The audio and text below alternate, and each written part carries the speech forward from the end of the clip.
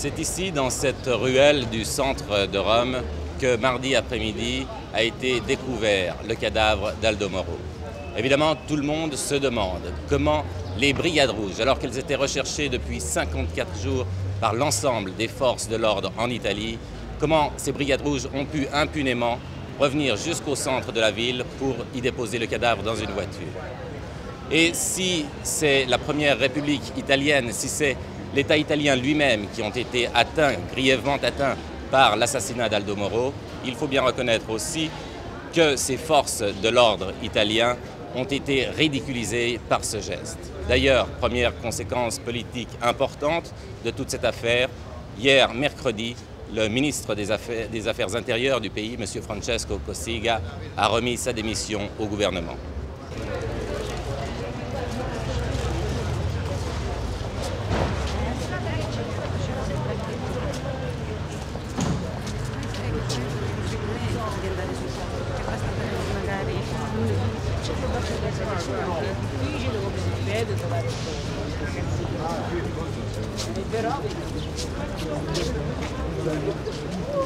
Est-ce que vous pouvez nous dire quel est votre sentiment?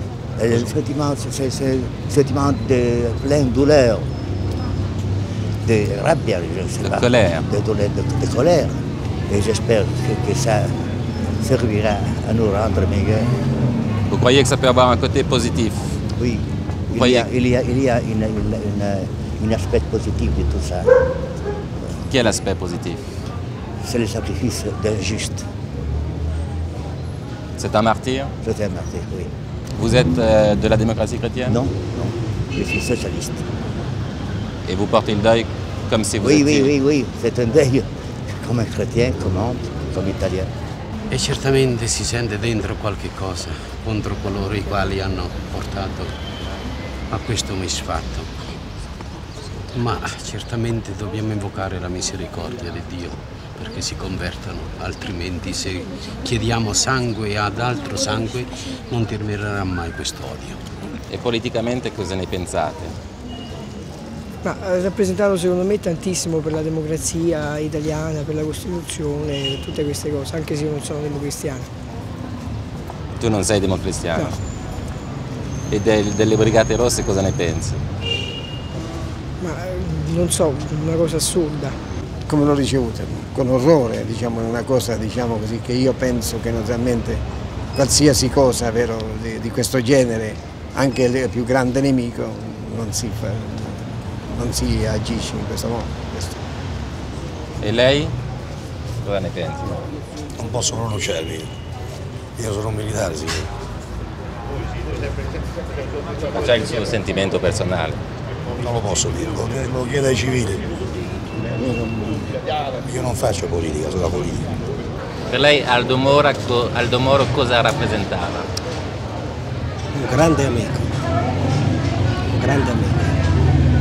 Ici, via delle Botteghe Oscure, à quelques centaines de mètres seulement du lieu où a été découvert le cadavre d'Aldo Moro, c'est le siège du Parti communiste italien.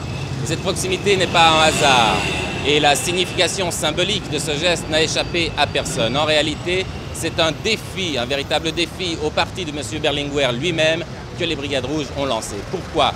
Eh bien parce que, comme vous le savez, ce Parti communiste italien est en voie, lentement mais assez sûrement, de réaliser le fameux compromis historique en accord avec la démocratie chrétienne. Or, du côté de la démocratie chrétienne, précisément, Aldo Moro était le principal artisan de cette collaboration avec les communistes. Et actuellement, parmi les nombreuses hypothèses qui circulent sur l'identité de ces Brigades Rouges, il en est une selon laquelle pourraient se trouver derrière ces Brigades Rouges les services secrets de l'une ou de l'autre des deux superpuissances.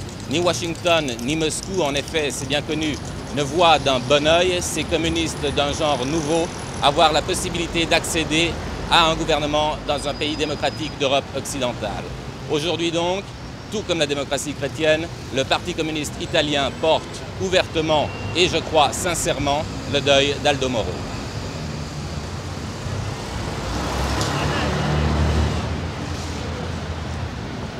Nous sommes ici, Piazza del Gesù, et c'est le siège de la démocratie chrétienne italienne, le parti que présidait Aldo Moro.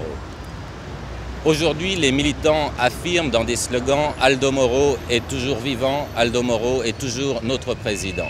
Il n'empêche que son parti a été très durement atteint par cet assassinat.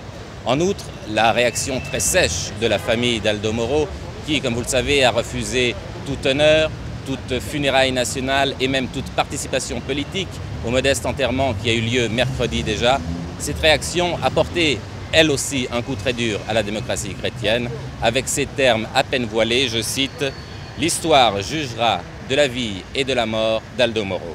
Rappelons que la démocratie chrétienne est toujours le premier parti politique en Italie, mais un parti miné, rongé par 40 ans de pouvoir absolu, miné par d'innombrables scandales et dont l'influence dans son électorat même est de plus en plus rongée par celle du Parti communiste italien.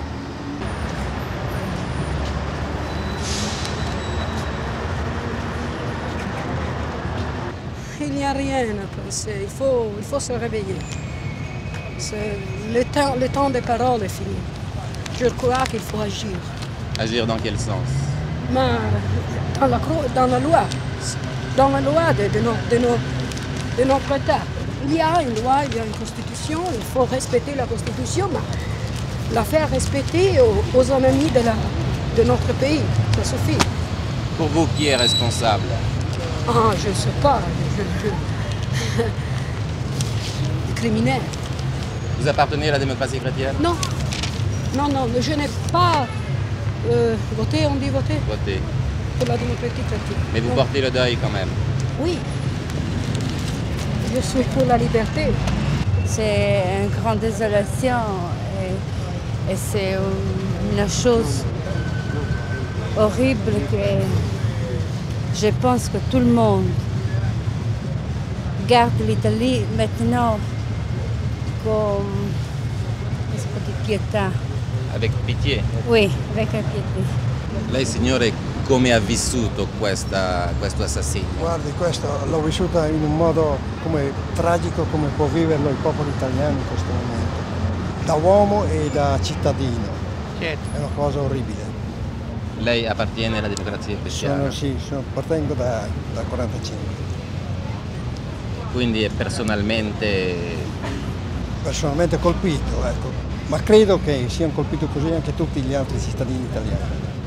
E per il partito è una cosa grave? È gravissima. Ma credo che sotto la spinta del ricordo di Moro il partito camminerà ancora sulla sua via. Pensa che ci può essere un risultato anche positivo? È sempre positivo, perché il ricordo di un martire spinge sempre a una strada buona.